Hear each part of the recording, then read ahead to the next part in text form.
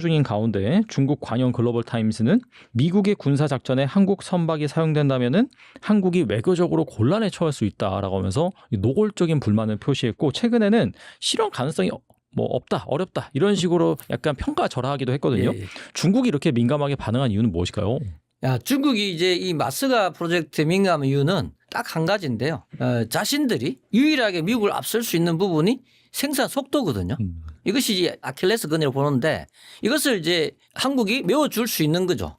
이 군함을 제조해주면. 그러니까 원래 이제 중국군은 질이 떨어지고 양으로 이제 미국을 앞서려는 계획을 쭉 세웠는데, 이 부분이 이제 변화가 온 거니까 중국이 짜놓은 그 해군력 플랜 자체가 완전히 이제 흔들려 버린 거예요.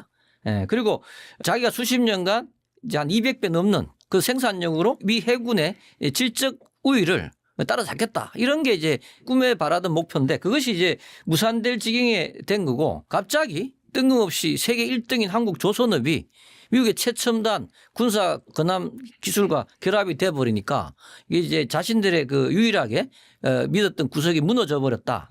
최악의 시나리오다, 이렇게 보고, 그래서 처음엔 우리한테요, 너희 그러다 다친다 협박을 한 거죠. 한미사이를 이간질하려고 했습니다. 그렇게 하지 못하게. 그런데 이게 잘 안 통하니까 저거 어차피 실패할 프로젝트야 이러면서 애써 의미를 깎아내리는 일종의 저는 정신승리다, 이렇게 저는 생각하고요.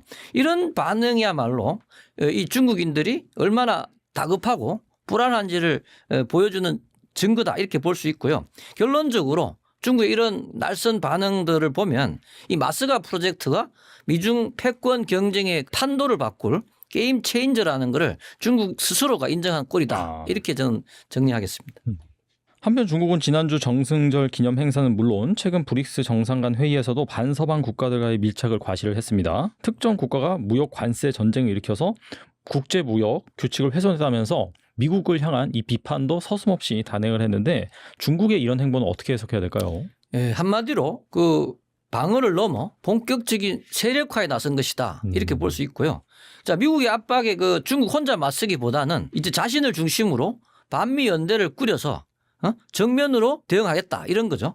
자, 이런 행보의 핵심은 자, 대외적으로 우리 편이 이렇게 많다, 이런 거를 이제 과시하는 겁니다. 그래서 전승절에 북한, 러시아 정상하고 같이 사진을 찍었지 않습니까? 그래서 북중러가 다시 뭉쳤다는 거를 보여주는 상징적인 장면이겠죠, 이런 것들이. 자, 그리고 브릭스 같은 경우도 이 미국에 불만이 있는 나라들이 많이 있습니다. 자, 그러다 보니까 이런 나라들 향해서 미국의 일방적인 관세 폭탄에 같이 맞서자, 이러면서 중국이 리더를 자처하는 그런 모습이고요. 그리고 브릭스를 활용해서 서방 중심의 그 G7에 대항하는 자기들만의 리그를 만들겠다 하는 그런 의도도 보이고요. 그리고 내부적으로는 지금 중국 경제가 대단히 어렵지 않습니까? 그래서 이런 큰 행사를 치르면서 중국은 건재하다, 이런 것도 보여주는 것 같고, 자, 결론적으로 중국의 이런 움직임은 미중 신냉전 구도가 이제 대결 구도가 더욱 뚜렷해지고 있다라고 볼 수 있는 신호라고 봅니다.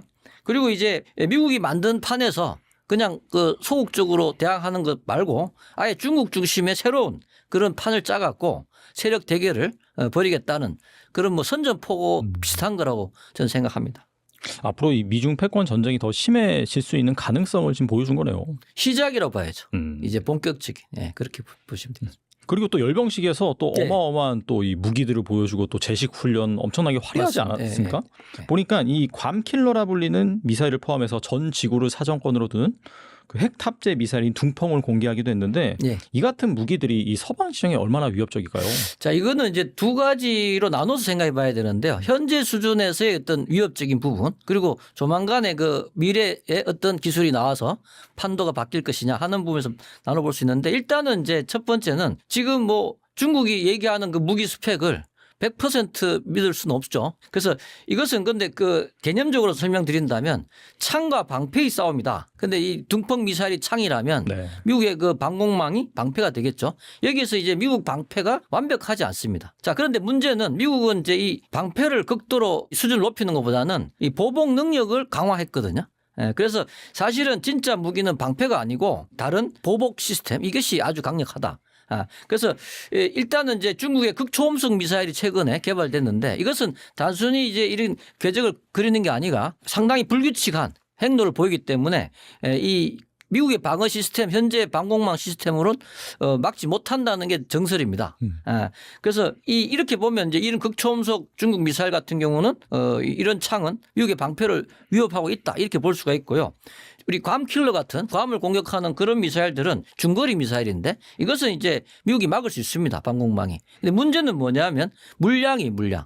한꺼번에 수백 발을 쏴버리면 그 요격 시스템이 감당이 안 됩니다. 그렇죠. 그러다 보니까 이제 결국 뚫리겠죠. 뭐 그렇게 될 것 같고. 그리고 이제 미국 본토를 노리는 ICBM 같은 거는 오히려 미국 방어선이 더 약합니다. 왜냐하면 이 핵탄두가 ICBM이 이 다탄두 탄이거든요. 그러다 보니까 거의 뭐 쉽게 막지 못하지 않느냐. 보통 그렇게 말씀을 드리고요. 그러니까 이제 이런 상황에서 미국이 그냥 당하고만 있겠느냐. 그게 아니라 이제 미사일 방어만 믿는 게 아니라 그렇게 해서 피해를 받게 되면 뭐 지구 끝까지 쫓아가서 10배로 갚아준다. 뭐 이런 보복의 공포가 이제 작동이 되기 시작합니다. 그러니까 중국이 뭐 몇몇 기지를 파괴했다 하더라도 핵 잠수함이나 스텔스 전투기 같은 것이 중국 전체를 초토화시킬 수 있거든요. 그래서 이제 중국이 이제 억제가 되는 거다 이렇게 볼 수가 있고요.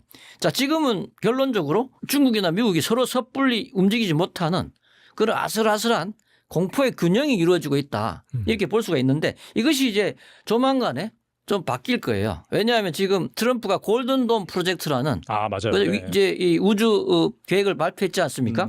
그래서 이 미국이 우주에서 판을 완전히 새로 짜고 있습니다. 따라서 장기적으로는 중국이 대단히 불리해질 겁니다. 예전에는 주로 이제 정찰 위성 몇 개 띄워놓고 네. 감시하는 정도인데 이거는 이제 중국이 작정하고 그 쏴버리면 그만이에요. 그런데 이제 미국이 전략을 바꾼 내용이 뭐냐면 수천 개의 이 벌떼 위성이라고 합니다. 작은 소형 위성들을 쏴 위성 같은 걸 쫙 깔아버리는 거예요. 그래서 이걸 군집 위성이라고 볼 수 있는데 이것이 이제 뭐 몇 개가 고장 나거나 격추되더라도 아무 티가 안 납니다. 그리고 이 위성들이 24시간 중국 땅을 손금 보듯 들여다볼 수 있습니다. 그리고 쏴 위성은요 날씨에 상관이 없거든요. 이제 전파를 가지고 이제 영상을 해석하기 때문에 그래서 날씨가 흐리든 밤이든 상관이 없습니다. 자, 그리고 만약에 그렇다면 중국이 미사일 쏘려고 이동식 발사대를 약간 움직였다. 그러면 바로 미국은 실시간으로 다 보고 있는 거예요. 중국이 숨을 곳이 없는 겁니다. 그리고 더 중요한 거는 더 무서운 건 뭐냐? 이것이 미국이 이걸로 그냥 보는 것만 아니고요. 네. 아예 우주 위성에서 중국 미사일을 요격하려는 계획을 세우고 있습니다. 위성단에서 이제 그 작업을. 자, 중국이 이제 발사를 하면 부스팅이 되지 않습니까? 그렇죠. 이게 이때 이제 아주 천천히 올라가는데 이 발사 단계에서 그걸 감지한 위성이 감지하면 위성에서 미사일을 요격하는 거예요. 미사일 쏴갖고.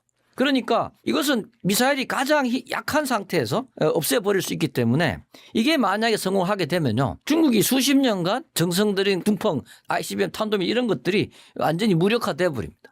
자, 그러니까 이제 미국처럼 이런 기술이 이제 약하기 때문에 이걸 우주 경쟁을 하려면 뭐 기술, 돈 다 상대가 안 되거든요. 그래서 지금의 이제 중국의 미사일들이 위협적일 수는 있겠지만 미래에는 미국의 우주 방패 이것이 이 창을 무용지물로 만들 수 있기 때문에 이제 결국 미래 전쟁은 우주를 지배하는 미국 측이 훨씬 압도적으로 우위에 있다 이렇게 저는 생각합니다. 그리고 최근 로이터 통신은 중국 제조도시 공장들이 미국 관세 여파로 임금과 근무 시간을 줄이고 있다 이렇게 보도를 했더라고요. 감소한 임금은 결국 중국 디플레이션을 더욱 심화시킬 것이라는 분석도 있고 4년째 이어지는 부동산 침체와 제조 부진에 따른 결과는 무엇일까요?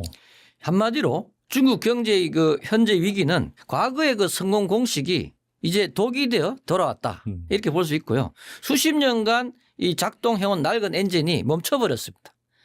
그런데 새로운 엔진이 준비되지 않은 상태에서 외부 충격까지 지금 받은 상황이다.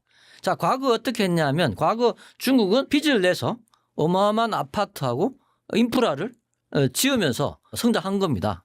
그런데 이것이 중국 경제를 이끈 핵심 부동산 개발 엔진이었죠. 그런데 이게 잔치가 끝나버렸습니다. 바로 이 엔진이 꺼지면서 부동산이 폭삭 망해버렸습니다. 이제 중국 사람들 재산 대부분이 부동산 아니겠습니까? 그렇죠. 이게 4년째 지금 곤두박질하고 있는 거예요. 자, 그래서 중국인들 입장에서 생각해 보면 내 아파트 값이 반토막이 났는데 누가 선뜻 돈을 쓰겠습니까? 그러니까 자산이 사라지는 공포에 다들 허리띠를 졸라매고 지갑을 닫아버린 거예요. 그죠? 그리고 중국은 뭘 잘못했냐면 그 중국 성장의 과실을 국민에게 제대로 나누어 주지 못했습니다. 자, 그래서 내수 시장을 키우기보다는요, 세계의 공장 역할에 충실한 거죠. 그래서 국민들은 돈이 없는 상태에서 미래가 불안하니까 돈을 아끼는 거고, 그 전까지만 해도 경제는 수출이라는 내수가 부러졌으니까 한쪽 날개에 과도하게 의존하고 있었는데, 이번에 이제 그 유일한 돌파구였던 수출마저 미국 관세 때문에 막혀버렸습니다. 그러니까 이제 양수겹장이 된 거죠. 물건이 안 팔리니까 공장들이 아주 죽을 맛입니다. 그리고 당연히 그러니까 직원들 월급을 깎고 또 일하는 시간을 줄입니다. 가뜩이나 부동산 때문에 이제 불안한데 일반 중국 국민들은 당장 그 먹고 사는 문제까지 심각해진 거죠. 자, 정리하자면 이렇습니다. 자, 내부적으로는 가장 믿었던 그 부동산 엔진이 꺼져버렸고 외부적으로는 유일한 탈출구였던 수출길이 막혔습니다. 자, 그런데 여기에 정부의 과도한 규제가 있으니까 기업들마저 활력을 잃어버렸죠. 자, 결국 내 집값은 떨어지지, 공장에서 월급은 깎이지, 이러니 중국 전체가 돈을 쓰지 않는 악순환이 시작된 거죠. 자, 그리고 물건은 쌓이는데 네. 아무도 사질 않으니까 가격이 계속 떨어지는 겁니다. 자, 이것이 바로 월급 감소, 소비 실종, 물가 하락, 기업 위기, 이런 사이클로 이어지는 무서운 디플레이션의 늪입니다. 자, 인플레이션보다 훨씬 이게 무서운 거예요, 디플레이션이. 자, 한번 빠지면 헤어나오기 정말 힘든 이 길을 지금 중국이 걸어가고 있다. 자, 일본이 겪었던 잃어버린 30년의 그 전철이 중국에서 재현되고 있다. 이런 경고가 지금 나오고 있죠. 그렇게 정리하시면 되겠습니다. 그리고 이 스촨성에서 벌어진 10대 학교 폭력 사건에 대한 반발이 단순한 청소년 문제를 넘어서 이 민주주의를 요구하는 시위로 번지고 있다고 합니다. 이 공권력의 미온적 대응, 언론 통제, 강경 진압이 오히려 민심을 자극했다라는 그런 평가인데 이걸 좀 어떻게 보시나요? 그 스촨성 학교 폭력 시위가요, 왜 민주주의 요구까지 진행이 됐냐 하면요, 이거는 단순히 그 애들 사건에 분노한 게 아닙니다. 그동안 그 쌓인 불만이 터져 나온 거예요. 첫째, 공권력을 근본적으로 못 믿는 겁니다. 자, 경찰이 피해자보다 가해자 편을 들잖아요.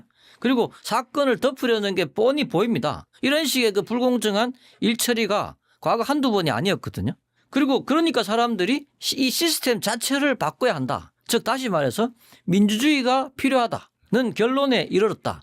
그 두 번째는 뭐냐면 입을 막아버리니까 더 화가 난 거예요.